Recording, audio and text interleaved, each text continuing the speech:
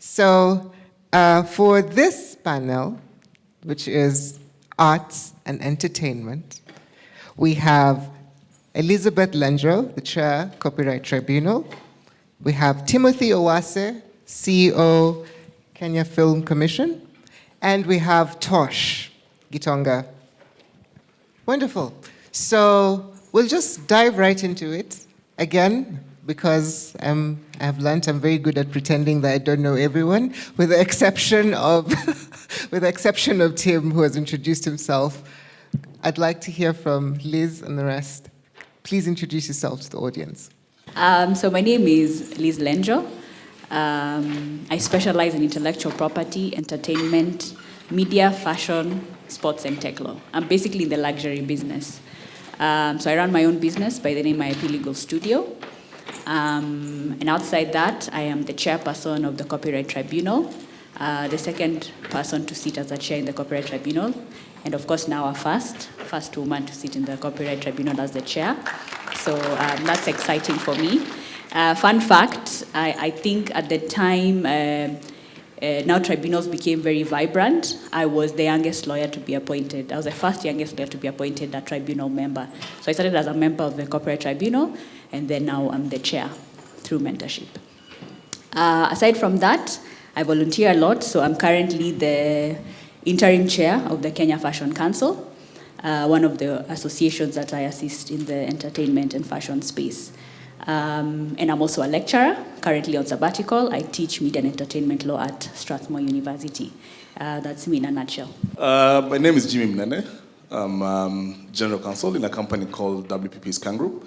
So WPP Scan Group is an advertising and communications group that is listed on the Nairobi Securities Exchange and has operations in various African markets. I handle the legal department and also this new area around data protection and oversee the function of that. I think one of the key things, and also when we're discussing with DC, and it's good to see young people here, is that I work a lot with young people in my other life. I'm a former rugby player, and what then I did is that I transitioned from rugby into management. So I also, fun fact, I also volunteer and manage the Kenya national team, the 15s rugby team, where I work with a lot of various young people and also oversee what we call Chipu, which is the Kenya under-20 team. And I think even as we go into the discussions, it will be good to see what then is the cross-section between sports and the legal profession. Pleasure. My name is Tosh Gitonga, and I'm an award-winning director and producer from Africa, a passionate filmmaker who has one goal, and that is to make the arts, the film sector, at least viable, commercially viable in Africa, and to change the perception that the arts is a hobby and not something serious. So yeah, that's me. Wonderful. Now you know your panelists, and so we can dive right in to the question here. Now, we've been discussing opportunities the whole day. Opportunities for lawyers to plug in and bring in their expertise into these various fields.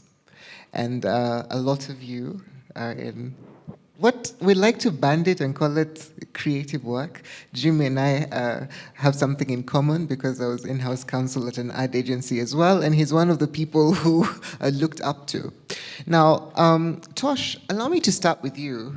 You know, as the non-lawyer in the group, but also as our client. What are these things that you've seen in your experience as a director that you feel that lawyers could plug in and fill the gap? It's quite interesting. There's a time I would have felt uncomfortable being, saying that I'm an artist. I'm a millennial, and she was talking about being a millennial and growing up, and you're given options of what you have to be or what you have to study. And for a long time, I actually thought I was dumb, and because I just hated school. I hated school with so much passion. And now I realize It was not hate, it was just, it was boring for me. And it's because I was having to learn things that I wasn't interested in. And it's because of our system in this country, which goes way back. I think Timothy will be, will relate when I say we operate on a law that was made in the 60s, I think, which is completely archaic. And we've come from a generation of the arts are not serious. You know, the arts are not needed. You know, that is not, a lot of artists will say, the parents will always say, I want to be a music director. And they will be told, no, come up with something more serious, you know? You can do that on the sideline. And I think in the times we're in right now, and we have seen it, I think some of the biggest earners in the world are from our side or our world. And it's high time that we, especially in Kenya, and unfortunately, we are lagging behind in the creative space, which is sad because we started it.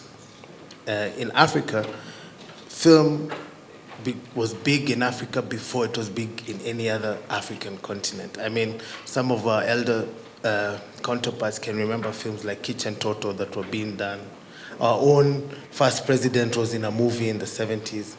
Like, we started the film business, but now we're not even anywhere close to where we should be. And so I feel that is a place where we should start by, can we relook at the laws of the film business in Kenya, you know, and be fresh with what's current. Right now, there's a lot of things that we cannot do because our hands are tied because of the laws that we have that are archaic.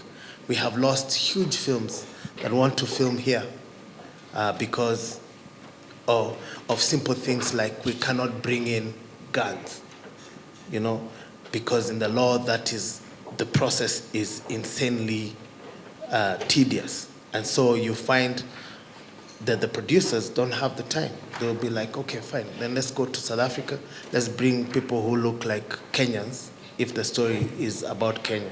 So I feel these are spaces, there's so much, you know, and right now the lawyers that are doing entertainment law are just scratching the surface because right now we're just dealing with artist rights, you know, intellectual property, but there's so much to unpack. And I feel like if you just go down and start from what does the law say about the arts and where are we in the world right now and what are the international standards, can we change that? And I feel then us filmmakers don't have to, like now literally we have to, I personally have a case in court. And the case in court is with somebody, with a German, somebody who sued me for not paying him for work. And we don't even have a contract. And now I'm appealing the case because he won the first round based on conversations. Now in our world, we don't use CVs, for example. Anyone can say I'm an editor, anyone can say I'm a director of photography. We work with, how is your work? You know, I want to see your work. And so like in this particular case, the guy is an editor. Yes, he can edit, but can he edit Kenyan nuance? So we have those conversations where I'm like, okay, can you cut something? I see if you understand the language. And that has been used as me agreeing to work with him, you know? So there's so much that is in the gray area right now. And I wish, even based on this case of mine, you know, something as a study that we can now take, and I feel most of it is just because we don't take this, the arts seriously yet. And it's high time that we did. Excellently put. Now, Liz, you have a broad-based practice in entertainment, and you're also a creative in your own way. I'd like us to focus, though, on, we'll come to your work and of course, at Corporate Tribunal later. But let's talk about fashion and fashion law. We, well, if I remember correctly, there was a little bit of uproar with the Olympic garments recently, just to put it into perspective. And even for, I mean, I'm a millennial as well. There's a time we used to have like the national dress. Remember when they tried to implement that? It was very controversial. But we have a lot of designers, people with the small studios coming up with designs, doing these things. And fashion law in Kenya has not really been explored. I'd like to hear from you on what your experience has been in, well, I'd like to call you almost a pioneer, but one of the few people in fashion law in Kenya. So my passion with fashion law started in uni. So I used to model. I'm a former Miss Catholic University. And during that stint, I did a couple of runway shows and also modeled for catalogs and things like that. And it's during that period I interacted a lot with designers. And at the time, I'm not like from a family of lawyers. We don't have legacy lawyers in my family. I'm a first. So at that point, I was like, I have to keep my eyes open and just make everyone my friend. So, just that value of networking. So one of the questions I always used to ask them is, do you have a lawyer? And they're like, no. So I ask, why don't you have a lawyer? And they're like, oh, but fashion is fashion. A jacket is a jacket. Blah, blah, blah. And I'm like, are you sure? Because why is Louis Vuitton, Prada, Celine, why are these brands? Why are they making money? It's because of IP. And then, that was a foreign concept for them. But even at just a basic level, you just ask a fashion designer, do you have a business? And most of them were operating at the time. Back then, most of the ones who I had talked to were operating just from their house, the SQ, the mom has given them an SQ and they're sewing. And I said, hey, you might be in trouble. You're engaging in commercial activities and you're not registered. What's your plan? So then I would tell them now, you need to get organized as a business person and whatnot. And at the time I was doing this, I had not interacted much with fashion law, right? There wasn't much happening in terms of packaging it as a legal space. So, but fast forward a few years down the line, as I'm doing my research in IP and everything, and then I stumbled into the Fashion Law Institute in New York. And actually, it was just around my LLM when I was doing my paper. Now I met a professor called Professor Susan Scafidi, and she's a lawyer, and she works with a lot of the luxury brands, and I quoted her in my LLM paper. So I eventually got a chance to go and study fashion law in New York, and then that's when I learned more about now the business of fashion law and what it means, and I was like, oh my God, I've been doing this all this time. So now it just comes down to packaging it for our fashion designers. They're getting there in terms of readiness, because the entertainment space, sometimes it's about preaching at the right time. So it's kind of the right time, but not yet exactly. And that's why you find there's a lot of focus on music and film, because they have asserted themselves more in the industry. But in terms of those opportunities, it's literally from how do you start a business, the contracts, the kind of collaborations that they do, when it comes to marketing, if they're going to work with Scanad, what does that engagement look like? So I help them negotiate to get always the best deal, especially being quote unquote a small fish for the Kenyan fashion designers and some of the African fashion designers I've worked with. And even just preparing for Fashion Week, guys, imagine designers just show up with suitcases and showcase. But it boils down to also the branding. What's your line about? What name are you giving it? Then we assess in terms of branding, will you be infringing on someone else's trademark and things like that. So there's a whole process that goes into that. If you're shooting for a magazine for Vogue, there's also contracts involved, because again, you want to negotiate to get maybe some portfolio rights from the pictures that Vogue will take, you can use for your marketing, because at the end of the day, copyright is it lies in the person who is actually taking or creating the works. So you'll find that fashion law is quite robust, and for us, we're still there. We're yet to get there because we are still in the process of getting our fashion designers to first embrace the formality of it, the business side of it. And it always, again, one of the tricks that I've been using is, you've heard how one of our senior lawyers said, kizungu mingi. And as lawyers, we are guilty of that kizungu mingi. And I remember when I was starting out, I remember an artist, I asked one artist, why do you have a lawyer? And they said, hey, you guys, siwazani na kizungu yenu. Sielewi what you guys are saying. So now I had to also figure out how do I repackage legal information in a way that the fashion designers can understand, how the musicians can understand, how the filmmakers, the influencers can understand the law. So that became sort of my, part of my brand. Yeah. Okay. Jimmy, working in advertising is what we'd call it. Tim here will tell you, he's a marketer by profession. You are a lawyer.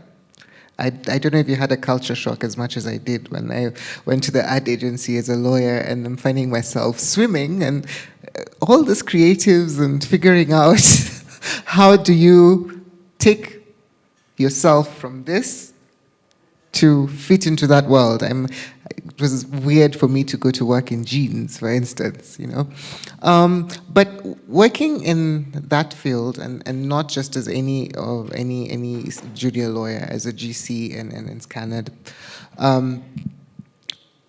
what would you say you would need as a lawyer going into that space? What are some of these things that you've learned from your experience that have helped you become the GC that you are? And congratulations on your recent recognition, by the way. Thank you so much, and indeed it's a very good question.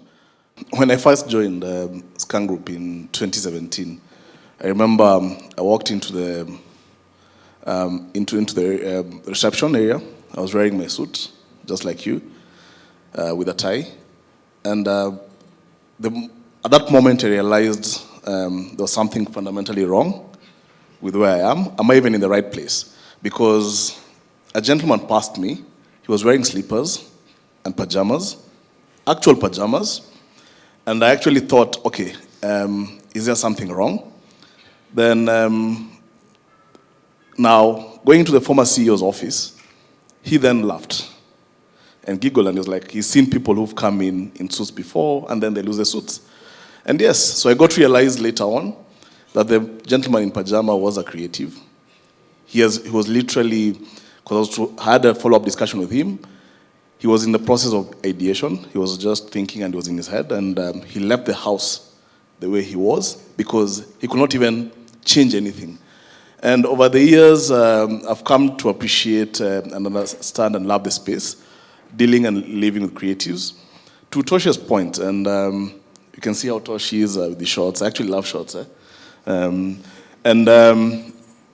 was the first and think and last day that I wore a suit, other than the official days when we have our listing requirements or board meetings, because as I earlier mentioned, Scan Group is a listed company, so there are certain formalities that we have to deal with. But I think the dress code has always been simple. It wasn't a big shift. As I earlier said, I was a sports person, so for me, I felt at home. And Tosh, to your point, we are barely scratching the surface in terms of what we're doing in what we call the creator economy. We have a ministry that I've seen that lumps up all these things as one: sports, arts, creative. But they're different and fundamental things, but then we're all creatives in one way or another. And if sports paid, and I say this along without any fear or favor, if sports paid like where we are and all our competitors are in the other markets, I probably would not have been practicing law, because I'm a sports person through and through. That's where my passion lies. But of course, we're in this environment, we're in this country where we have to make do and also have what you call a business structure, and that is what Liz was trying to say. And I think what is the most important thing is that even as us lawyers, even as we try to interact and look at the opportunity in terms of how can we support creatives, how can we support sports people, how can we support people in the arts, is of course in how we approach them. And there's a lot in terms of how do we simplify the law. Yes, intellectual property has all its legalities. You'll go to school, and I'm happy you're actually having this forum and seeing all the young people who are seated here. And I wish we could have more forums. We didn't have this when we were at KSL for some of us. And it's good so that, at the end of the day, there are different lines that you can take in the profession. And Alex, your point, it's how then do you simplify the law so that even the people, even as the creative is doing his day job, that you're not inhibiting or being a stumbling block to what he is doing. It's all about enabling the creatives to then thrive. Even in his state when he's ideating, when he's going through a process and all that, how then do you support them from a legal point of view? We focus a lot on what Tosh earlier said about art rights and all that, but then, yes, there's what the law says, there's the fundamentals of law, but then there's how then do we intersect between law and business and support the people to thrive, because then that also has a ripple effect in terms of how economies thrive. Africa is projected to grow. It's the fastest growing continent in the world. Seeing numbers talking about 1.4 plus billion, and over the next 20, 30 years, there'll be more young people. So the question is, how can we, from the arts and us as lawyers, then be and play a focal point in how then do we support them in terms of actualizing their dreams? So it's just how do you interact with them? How do you simplify the law? How do you explain the law to what we call laymen? I don't think they're actually laymen, because they are very smart people in their own different rights. At times I look at what people bring to life in the advertising and marketing world, and I'm left in awe. So I actually think, in as much as us lawyers with all the books we think we're the smartest people in the room, at times we are not. And it's maybe sitting down and going down to their level to understand what and how can you support them. So to Liz's point, it's just how do you simplify the law and how do you meet them at their point of need while enabling business, but also ensuring that the fundamentals of law and that there's order in what is being done and being created. Now, Tim, we've talked a lot today, and one of the things you'll hear over and over again is policy. I just want to get your perspective on where we need to go in terms of changing some of these policies and what changes you'd like to see. A wish list, if you may, of where we need to go walking ahead towards the future. First, allow me to appreciate each one of us that we are all artists by nature. This morning, when you woke up, there are various fundamental aspects of art that you practiced as an individual. I want you to think about what you did preparing to come for this forum. You made a choice as to what to wear, be it your shoes, the kind of oil you applied to your body, the watch, and so on, and all this, the dress, and so on and so forth.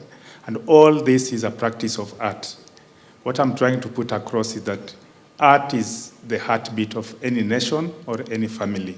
And as such, parents and youngsters in this room, we must be able to appreciate and focus on art or the creative industries as a real profession. Most of our parents don't appreciate what art can be able to do, because at the end of the day, when they were growing up and when some of us were growing up, art was not considered as a profession. We considered one undertaking medicine, law, engineering, or any other course as a perfect course. And with that, allow me to also mention that I recently met one mzee somewhere, and he, in the process of discussing storytelling, he was very curious to get to hear what I'm talking about, and as such, he gave me his own story. This old mzee is a medical doctor, and the wife is a medical doctor. His son went to Starehe High School and got an A-. Of course, in his mind, he had prepared that him and the wife being medical doctors, even his son must be a medical doctor. But the son had a different pathway. The son decided that he wants to be a storyteller, and he will not want to be like his parent. So when he actually got his mark, he made a choice not to go to any medical school. Parents became very frustrated. They decided to take this youngster to a counselor so that they can try and see if they can be able to convince him to really take the course that they want, that parents want. He refused completely, and ultimately, the counselor and a psychiatrist advised these two medical doctors that, you know what, you should not force your son to become who you are. Allow him to explore his own world and let him do what he wants to do. So with that, the parents agreed and they asked him, so what do you want and which college do you want to go to? This young man was given an opportunity to go and study in Hollywood. He undertook a course in storytelling. He became a writer, basically a filmmaker. By the time he was done with his course, he invited his parents to go for the graduation. Of course, the two medical doctors from the same house went to the United States and they participated in his graduation. To their surprise, when they went there, they found that this young man had done so well in his field as a storyteller to an extent that Disney had hired him and he was earning more than two doctors combined back home in Kenya. So what I'm trying to say, that there are specific channels that we need to take or steps that we need to take as a country to appreciate where the place of art sits today. One, art has the potential of creating so many jobs as compared to any other industry. Two, we are able to express ourselves and create an understanding among ourselves. Kenya has several tribes. In the arts or storytelling component, I believe, Tosh, you can attest to this, that storytelling does not know any tribe. You can be able to come up with any kind of story, tell it in whichever language, and it will be understood and understood properly. Currently, we have institutions like National Cohesion and Integration Commission. This is an institution that has been set up to really cohese the country. But from where I sit, Liz and all the creatives, I can assure you, we just need to tell stories and cohese the country. Let Kenyans consume their stories, get to appreciate each other, and they'll be able to connect and connect even much more. So what are the key things that I would like to see to take us further as far as this industry is concerned? One is the legal framework. Tosh mentioned that we have a very archaic legal framework. The current law that is managing storytelling in this country was enacted, I think, before most of us were born, before internet was born, meaning today how we consume content is totally different as compared to when it was the many years back. As such, we need to come up with specific laws that will be able to govern the industry in a manner that appreciate the current state. I think about 10 years ago, you would not consume content on your mobile phone. But today, mobile phone is one of the key elements that you're able to consume. Or let me put it differently. There was a time when Tosh would produce a film. Upon producing a film, it will go through a very structured process of how it will be premiered. It will go to the box office. It will be able to go to pay TV, then ultimately end up in free-to-air broadcasting or cinemas.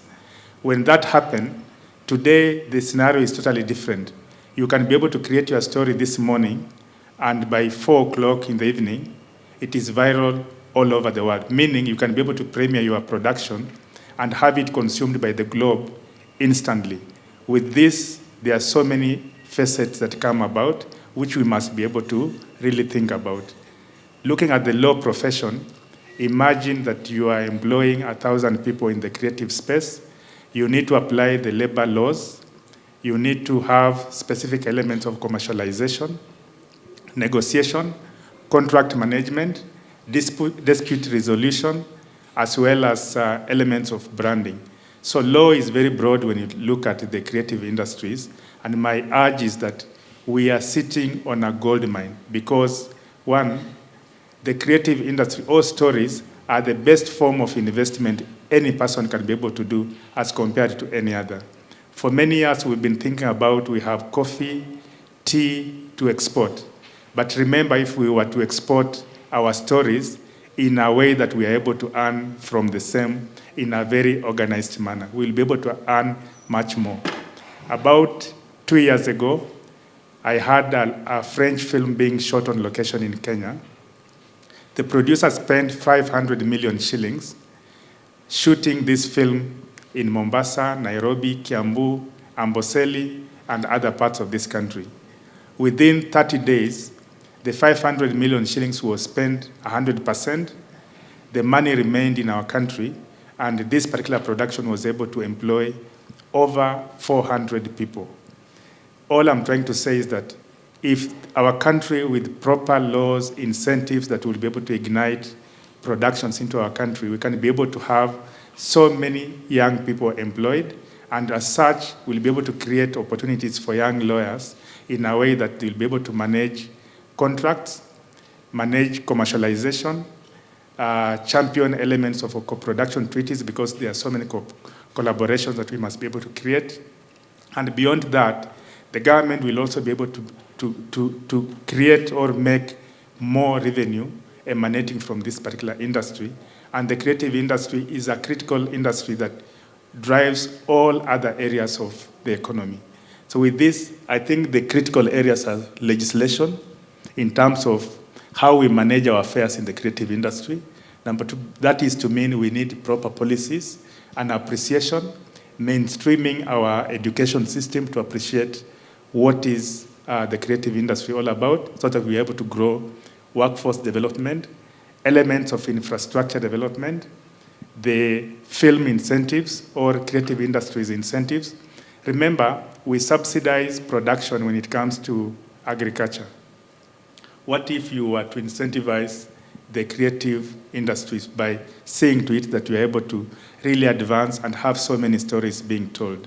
Other than that, think about the element of bringing the country together in a way that we have East African Community, we have the Africa Union.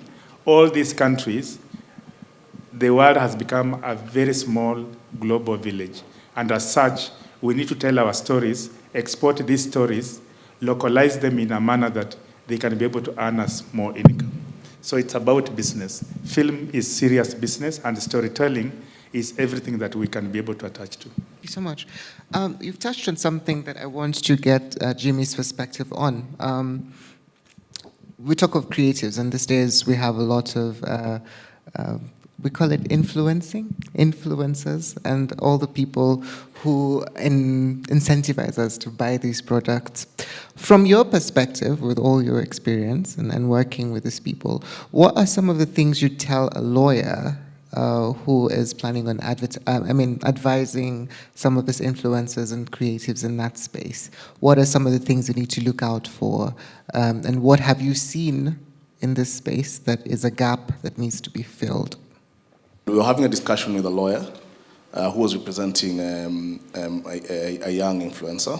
And one of the things that the lawyer was saying was that I've practiced law for the last 20 years. He's a senior lawyer, but he's actually never thought of the opportunities that are there in this space.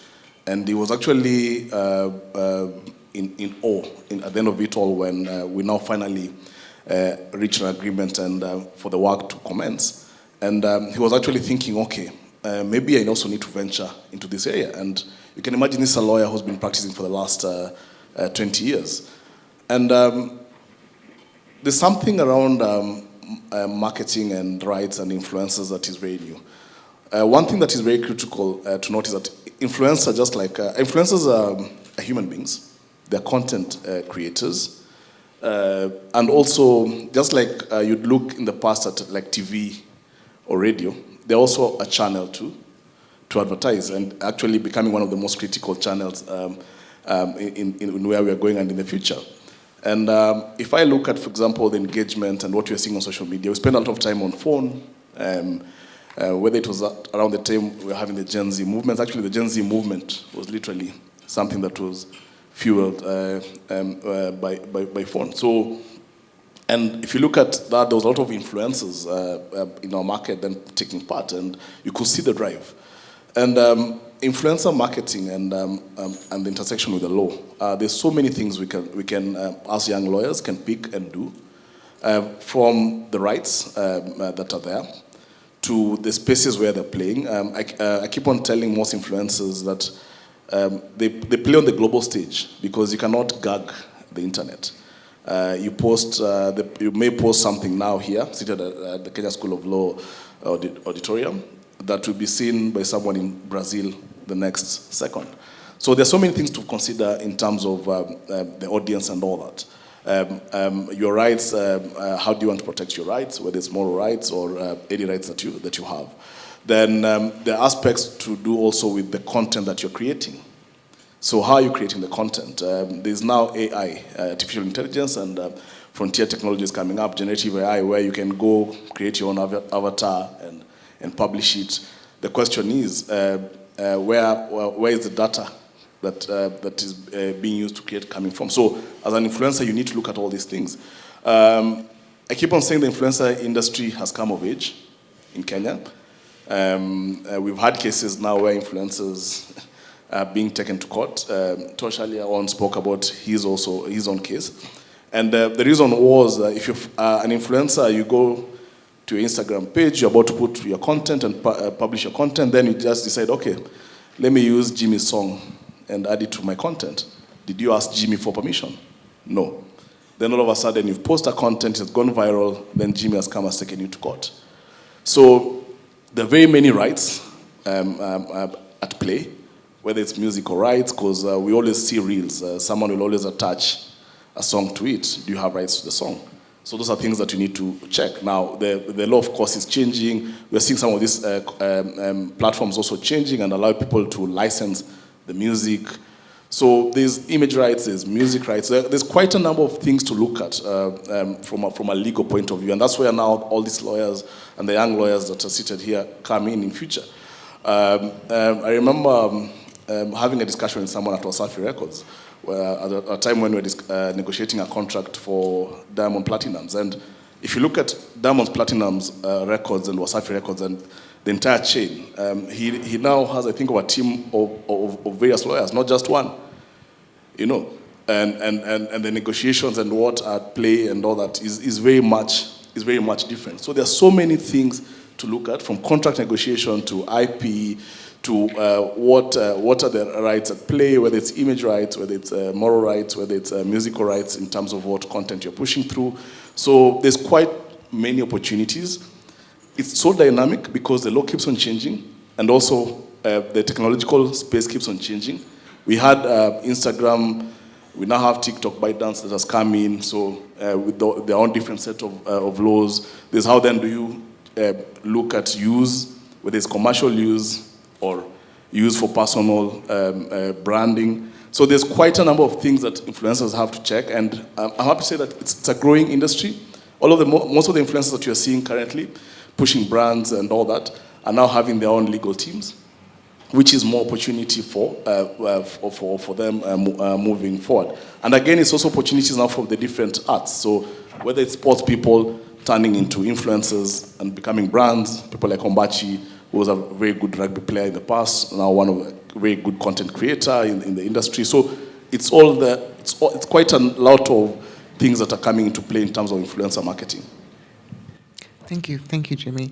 Coming back to you, Liz, now in your capacity as chairperson of the Copyrights Tribunal, and adding on to that, talking about intellectual property in general. I remember when I was in uni, I also went to Catholic, we had a unit on IP, but most of these things are, most people, once you leave school, you don't really think about intellectual property and the rights, and it's in everything.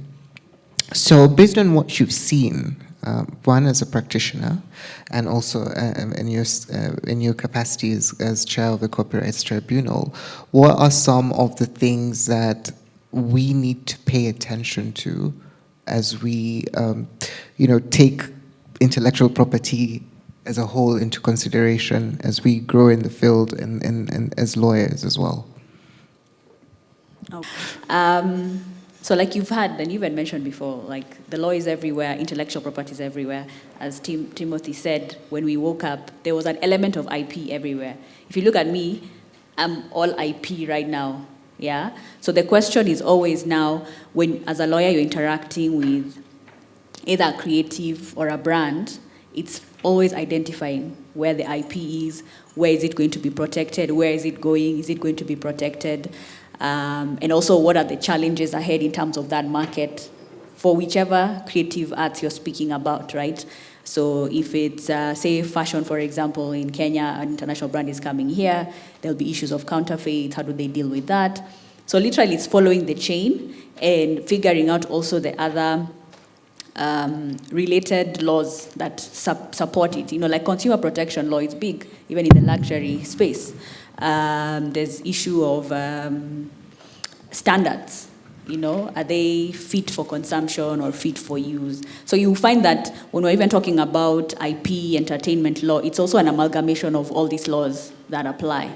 So you find that at the end of the day, as a young lawyer, you'll also have to understand all these other laws. Timothy talked about even labor law in the arts, in the entertainment space. There's a whole conversation there about how our people get paid. There's a, you know, even in part of his wish list, I add on that wish list, the issue of just regulations to support the creative sector and to support the individual, right, and the individual subsectors in the creative space. I also am very unhappy with that whole cluster thing that they have. Yeah, they're like, oh, creatives, and there's film, there's music, and they also have their own nuances. IP tends to be one of the common denominator, business registrations is the common denominator, but you find that at the end of their needs, there will be slight difference. So if we're even going to talk like about labor laws in the entertainment space, how I'll tackle labor issues for actors and actresses would be slightly different from how we'll do it for influencers, yeah, because of a whole contractual situation. So you find that as a lawyer or an IP practitioner, it's also being able to identify now what are the legal issues. Because sometimes IP starts here, it stops, it becomes another issue. So basically understanding that. And as you understand the ecosystem, you also have to understand, like we've had the common theme, understanding the business, understanding your client. And when you look at the entertainment space, litigation is hardly ever a friend, unless you must set jurisprudence. Like I like what Tosh said with the case he's having. So I'm very curious to hear how it goes on appeal, because in my mind I can already hear the arguments probably his lawyer is making, and I'm like, ooh, I'd love to see what that judge says, because there might be some case law that would probably say different. So please, Tosh, keep us posted, because I'll blog about it.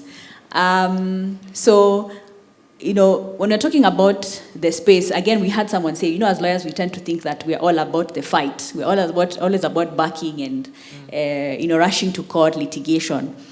But that's not the case with the arts. You know, the fact that you know, with Scanad, I've had a few situations where we've settled disputes. Even before they got to him, his people we've settled.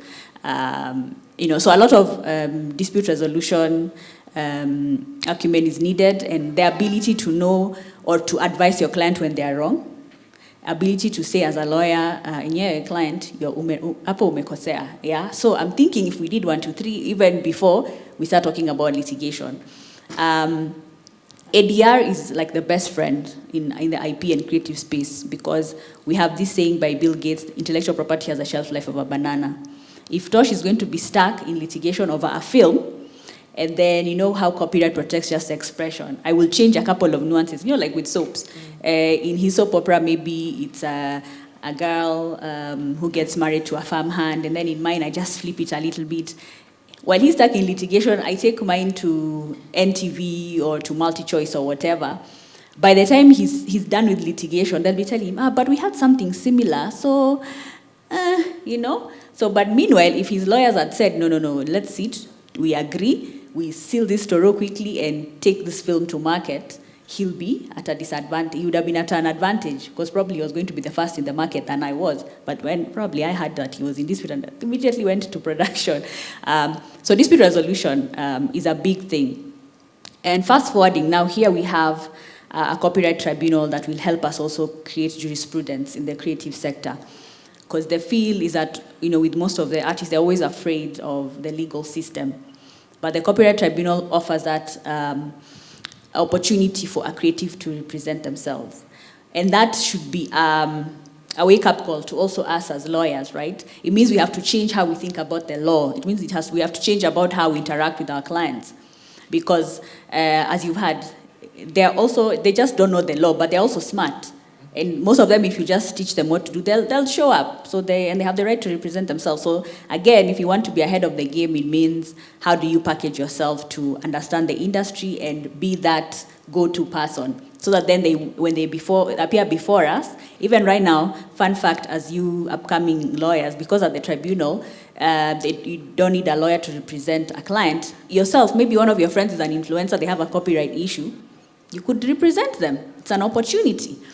So just being able to understand that fact, and the fact that, again, dispute resolution doesn't have to be expensive, because everyone wants to save some pennies, right?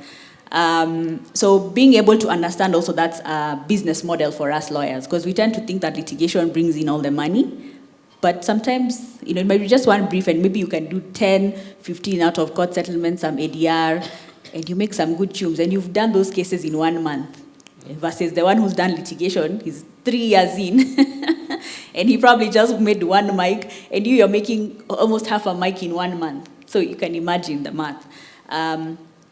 So I think embracing the different way to approach ADR is really important. And also the clauses that we draft. Like for us, we're also encouraging creatives to submit to the Copyright Tribunal. Because when you look at the Act, our mandate is a bit limited at the moment. So we have a lot of the music type of issues, the CMOs, the collective management organizations, and the licensing issues with the regulator. But then we also have a new addition that we got, which talks about disputes over registration of a copyright. We have a voluntary system in Kenya, so you need not register your copyright. However, it's a prudent practice. But that means then that certificate can be challenged. So that challenge can come to us and say, and a rights holder can come and say, you know what, actually the registration was done to my exclusion, I have evidence, I'm a co-author to the works, or I'm a rights holder to the works. So ADR becomes a really big part of it. So for us, the copyright aspects mostly, and some aspect of royalty and equitable remuneration we handle, where works is used without an author's or owner's permission, so to speak. But I think, as young lawyers, just being able to change that mindset and not have that Harvey Specter idea. Most of my young lawyers I have taught, everyone, you'd ask them, what made you want to be a lawyer? And they always point to suits. And yet it's a very bad example of how to practice law. And I think the other thing I would say for us young lawyers is treating everyone with respect, including your fellow counsel. And I think this is the right place to put it here, because I've had situations where I handled matters with younger lawyers than myself. Because like in the big firms, they will hand over such matters to the younger lawyers, because the senior partners will be like, why do I want to go and fight about a piece of music and I have a young lawyer here, right? And I had situations where, again, that influence, Harvey Specter influence, and someone just writes very callous letters to you, and they're trying to show their client that they know what they're doing and using all these words. And basically, they're calling you dumb without calling you dumb. So be respectful in the space, because everyone is watching. Today, I might be opposing counsel, but tomorrow I might be the person who is in a position to give you work. And then I'll be like, I'll remember that terrible letter you wrote, so to speak. So I think we have to humble ourselves as lawyers at the end of it all. That's why now when we repackage ourselves, the creative sector starts embracing the legal side of the art. Yeah, thank you. So we've talked about simplifying things, and I'd like to give you a little challenge to tell these young lawyers, they have no idea, some of them, about what stages you go through to create a film, because we're talking about creating the work and filling in the gaps. So very, very briefly, in your own words, in a way only you can, tell them where you need them when you're creating a film. What are those things that they can come in and help you to do? I think we actually need lawyers more than we actually realize. I've just come back from a cohort from LA where we had a couple of African filmmakers. It's a US government initiative of like how can we grow this business to the next level? And there were very interesting things that we found. Like one of them, like a lawyer is such a, you can imagine every artist, whether a writer or an actor or a director or crew members, they all have a lawyer. So part of their earnings, 5% goes to an agent, 10% goes to the lawyer, like standard, every time they get hired. So you can imagine how many, like LA is crawling with lawyers in this aspect. And so if you look at the space that we're in now, there's a lot of, especially in our business, there's a lot of, for lack of a better word, I use mistrust and distrust because of the hierarchy of filmmaking. Producers have always been seen as the kahunas. They're always seen as the people with the money. But that's optics. In reality, producers are sufferers because now you have to make, you're always having to make a certain amount of money work, and it's never enough. Film business is super expensive. And so because of that perception, the whole industry is filled with because of this distrust, we're unable to actually work together better because we're not able to come to the table and realize, for example, this industry is a baby. It needs to be grown, And so you'll have an actor who is looking to become the star of the show. And once they get to become the star of the show, they expect that the money comes along and the fame comes along same way. And they're not able to see the economies of the business. You can be a star of Tahiti High, and everybody in Kenya knows you, and you're a big star. Even you go to the supermarket, people turn around. But Tahiti High is a fish in a small pond, so to speak. It does not translate to the money that comes around it. And so that aspect has really created a lot of problem in the industry, and a lot of us comparing ourselves. Okay, I'm a star, and I'm looking at Denzel Washington. I want to be paid like Denzel Washington. They haven't had the chance to see what that Hollywood market is like. That's a mammoth of an industry when you're talking about a film being made with $200 million. And 3 months in, we've just seen Deadpool hit $1 billion mark. The scale is on another level. And I feel if we start to understand that in this market, that we have to build that industry to an economic-driven business. I tell my people in my office now, this is no longer an art. We're going to sell our films like they sell juice. When you look at Bitco and they come up with a soap, how they sell that soap is how we're going to sell our films. So we're looking at it from that end. And so to answer your question, in filmmaking, we start with an idea. So I'm a creative producer as well as a director. I'm a director at heart, but I've been forced to become a producer because you need those two people. You need a creative producer and you need the director. The director brings the story to life, brings the vision to life. The creative producer, why we call them creative producers is that the producer produces and makes things happen. He's the one to be able to envision what the director wants and make those things happen. And the creative part is important because if that producer is not able to see what the director is trying to do, then that cohesion doesn't work. And so those two are very important from the start of a project. You have the idea, you brainstorm the idea. I call it the hardest part of the business, because what we do literally is very simple. For us to be able to blow your mind, if there's anything I respect in this life, is people's brains. Even if you're not educated, that brain works in a very mysterious way. So our business is to blow your mind, which means I have to create something that your mind cannot process at the first time. Does that make sense? Like when you watch movies, some of the movies that you really love, you watch 3-4 times, right?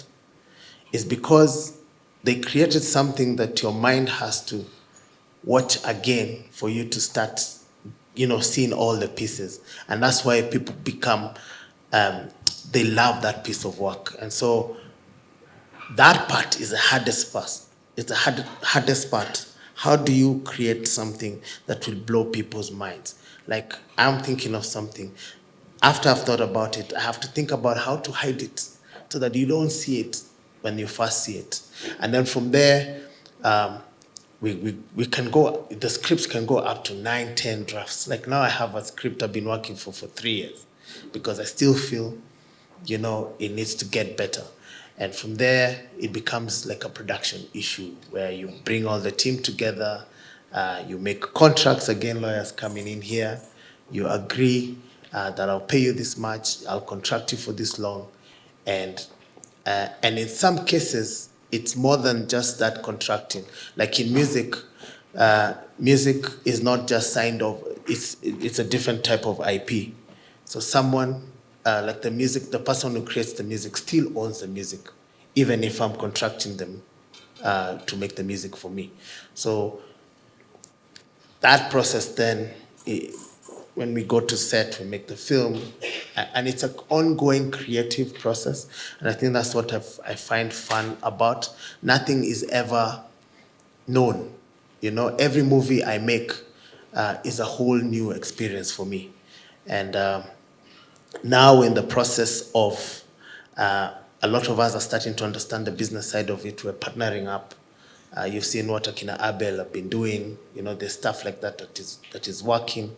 We want to work together. It's for the longest time in this country, we've all done things by ourselves. So we're trying to work together to create that industry and treat it like, a potato chip selling business and see if we can grow it to the next level.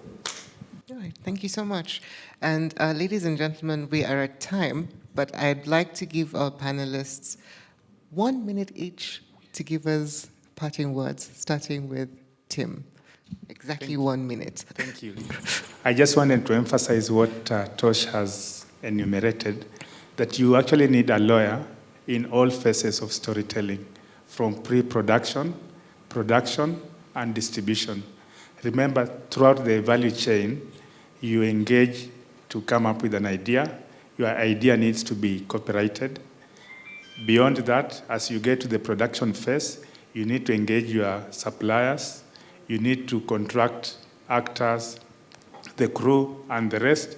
You need to hire studios and so on and so forth. All that requires the lawyer's services. On distribution, again, as you identify the market where you want to sell your product, remember you must be able to engage a distributor.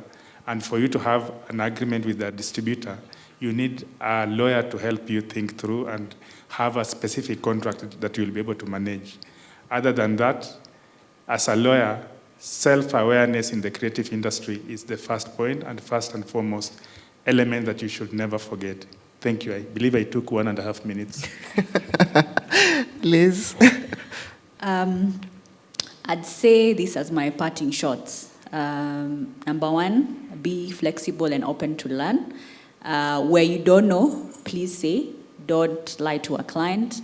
The pie is big, we eat together. I myself, when my entertainment clients are buying land, I am not like Atiwa, I do conveyancing. I have a pool of friends and I call and I say, hey, I have a client who's buying land, take over. Because again, like we said, entertainment law, at the end of the day, these are individuals as well, and they have also other things that they are working on and they're doing. So just knowing when you come in and when you need assistance, and not trying to be a master of everything, and then at the end of the day, you unangusha client and make lawyers look bad. Already we have a lot of sins to atone from our forefathers. I'd also say understanding the role of dispute resolution, and we have so many tribunals you had mentioned earlier.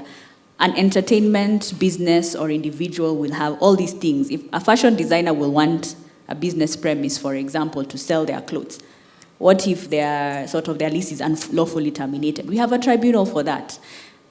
Like we said, this is the luxury business. An air ticket is cancelled, your client is stuck in Joburg. We have a tribunal for that. We are always quick to run to court.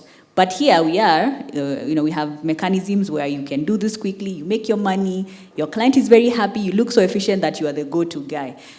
So always open your eyes and learn everything, and where you don't know, learn, meet people, stand on the shoulders of the giants, show up for these open days at the judiciary. Don't just say, oh, not my monkey, not my circus.